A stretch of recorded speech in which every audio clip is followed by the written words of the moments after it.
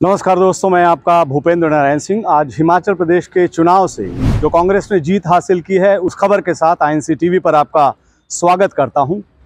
खबर की शुरुआत करते हैं कांग्रेस महासचिव श्रीमती प्रियंका गांधी के उस बयान से जिसके बाद भाजपा के शीर्ष नेतृत्व में हिमाचल प्रदेश में भूचाल मचा दिया था। श्रीमती प्रियंका गांधी ने कहा था कि सरकार बदल दीजिए, हम आपको पुरानी पेंशन वापस देंगे और मंत्रिमंडल की पहली बैठक में ही पुरानी पेंशन व्यवस्था बहाल कर दी जाएगी। कांग्रेस महासचिव श्रीमती प्रियंका गांधी के हिमाचल में इस बयान के बाद हिमाचल प्रदेश में चुनावी सरगर्मियां उस वक्त तेज हो गई थी। दरअसल कांग्रेस अपने शासन वाले राजस्थान और छत्तीसगढ़ में वादे के मुताबिक पुरानी पेंशन व्यवस्था बहाल कर चुकी है और उसी का उन्होंने उदाहरण दिया। लिहाजा यहां पहाड़ के लोगों को भी लग रहा था कि कांग्रेस अपने वादे पर खरी उतरेगी।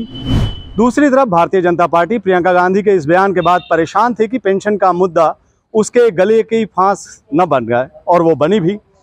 दरअसल हिमाचल प्रदेश चुनाव में जो सबसे बड़ा मुद्दा था वो पेंशन का था। हिमाचल प्रदेश में पहले पुरानी पेंशन व्यवस्था लागू थी जिसके तहत पूर्व कर्मचारी को उसकी अंतिम वेतन की करीब आधी राशि पेंशन के तौर पर मिल जाती थी। इस राशि के साथ पूर्व कर्मचारियों को सम्मान के साथ जीवन जीने की सहूलियत भी होती थी।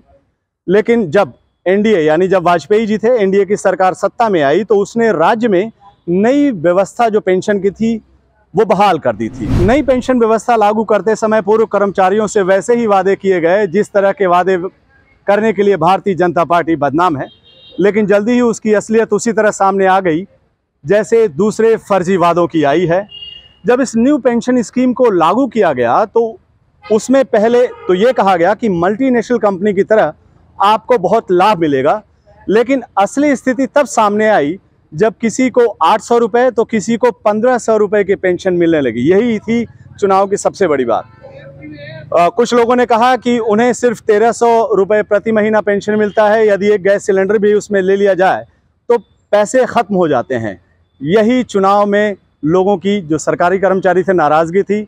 इसलिए सड़क के किनारे चाय बेचकर लोग जो पेंशन मिलता था वो बर्तन मांजकर भी गुजारा अपना राज्य में करते थे। राज्य के दूसरे पूर्व कर्मचारियों का भी कमोवेश यही हालात थे। उन्होंने पुरानी पेंशन व्यवस्था बहाल करने के लिए हिमाचल प्रदेश में आंदोलन से लेकर अनशन तक किया, लेकिन जो नतीजा था वो सिफर रहा। प्रियंका गांधी के वादे के बाद उनमें उम्मीद की एक नई लहर पैदा हुई। श्रीमती प्रियंका गांधी के वादे से हिली बीजेपी उस वक्त ये कह रही थी कि वो पेंशन व्यवस्था को नए सिरे से समीक्षा करेगी। उस वक्त के मुख्यमंत्री जयराम ठाकुर, जो अब नहीं होंगे, इस बारे में फिल्मी अंदाज में डायलॉग मारा करते थे और कहते थे कि मोदी है तो सब मुमकिन है, पुरानी पेंशन व्यवस्था भी मुमकिन है।